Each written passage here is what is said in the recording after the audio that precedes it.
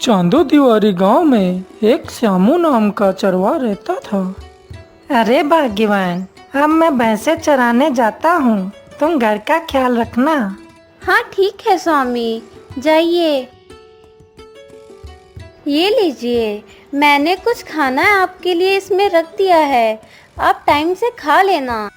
फिर श्यामू भैंसों को लेकर वहां से निकल पड़ता है। अरे आज मैं कितनी दूर भैंसे लेकर आ गया हूँ।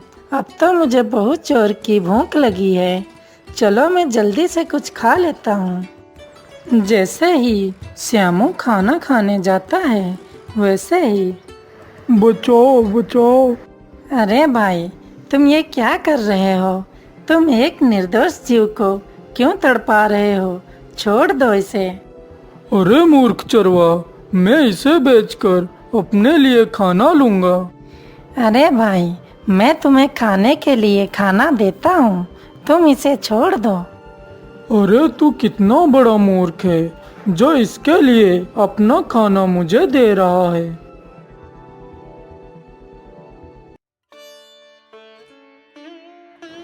फिर श्यामू अपने घर चला जाता है। अरे भाग्यवान, देखो मैं क्या लेके आया हूँ। स्वामी, ये तो एक सर्प है, आप इसे कहाँ से लेके आए हो? फिर श्यामू सारी कहानी अपनी पत्नी को बता देता है। भाग्यवान, मैं भैंसों को चराने के लिए जाता हूँ, तुम नागराज को दूध पिला देना। हाँ ठीक है स्वामी। इतना ही कहकर श्यामू भैंसों को लेकर जंगल की ओर निकल पड़ता है। अब तो भैंसे घास खाने लगी हैं, क्यों ना मैं इसी पेड़ के नीचे थोड़ा सा विश्राम कर लेता हूँ। श्यामू विश्राम करने लगता है, तभी अचानक से वहाँ पे एक शेर आ जाता है। अरे वाह वाह, कितना अच्छा शिकार मिला है। इतना ही कहकर शेर श्यामू के ऊपर हमला कर देता है और श्यामू को मार डालता है। यह सब दृश्य सर्प अपनी आंखों में देख रहा था।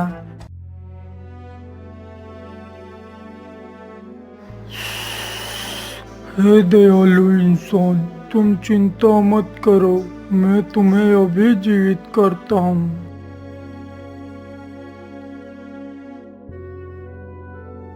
नागराज अपनी जादुई मणि से श्यामू को जीवित कर देता है।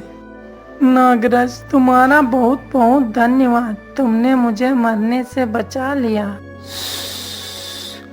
हे दयालु इंसान, तुमने मेरी बहुत मदद की है।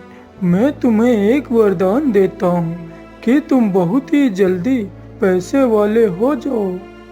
इतना ही कहकर नागराज वहाँ से अंतर्ध्यान हो जाते हैं। हट हट, चलो जल्दी से बाहर निकलो, हमें घर जाना है। जैसे ही श्यामू भैंसों को पानी से बाहर निकालता है वैसे ही देखता है कि अरे ये तो सोने के सिक्के हैं, क्या करूं क्या करूं। मैं ऐसा करता हूं कि इनको यहीं पे गाड़ देता हूं, अगर ये मेरी किस्मत में होंगे तो मेरे घर पे अपने आप ही आ जाएंगे। श्यामू बहुत ही भोला और ईमानदार था, वह उस मटके को वहीं गाड़ देता है।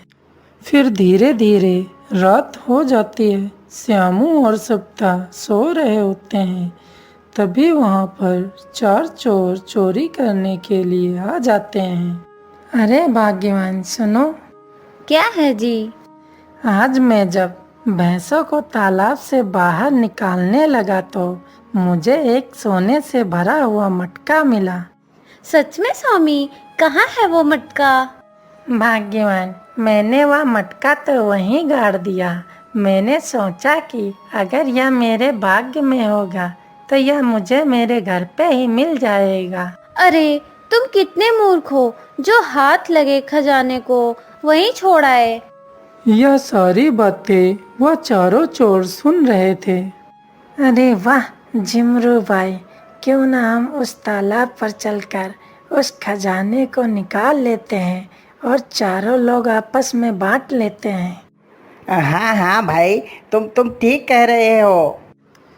फिर वह चारों चोर वहाँ से तालाब की ओर निकल पड़ते हैं। फिर वह सब उस तालाब पर पहुँच जाते हैं।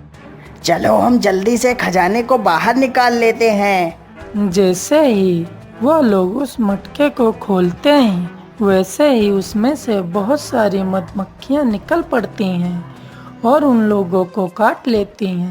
अरे ये दुष्ट भैंसी वाला तो कितना होशियार निकला, उसने तो हमें चूतिया बना दिया। फिर वह सभी लोग मटके को वैसे ही बांधकर श्यामू के घर आ जाते हैं। जिमरू भाई, अब यही सही मौका है इस दुष्ट को सबक सिखाने का। फिर वह लोग उस मटके को श्यामू के ऊपर डाल देते हैं, परंतु उसमें से कोई भी मधुमक्खी नहीं निकली, बल्कि सोने के सिक्के निकलने शुरू हो गए। अरे भाग्यवान, मैंने बोला था ना, भगवान जब भी देता है छप्पर फाड़ के देता है। आज उसने मुझे दे दिया।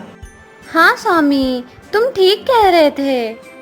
अरे भाई, यह श्यामू तो ठीक कह रहा है। आज से हम लोग भी चोरी करना बंद कर देंगे और अपने भाग्य का ही खाएं।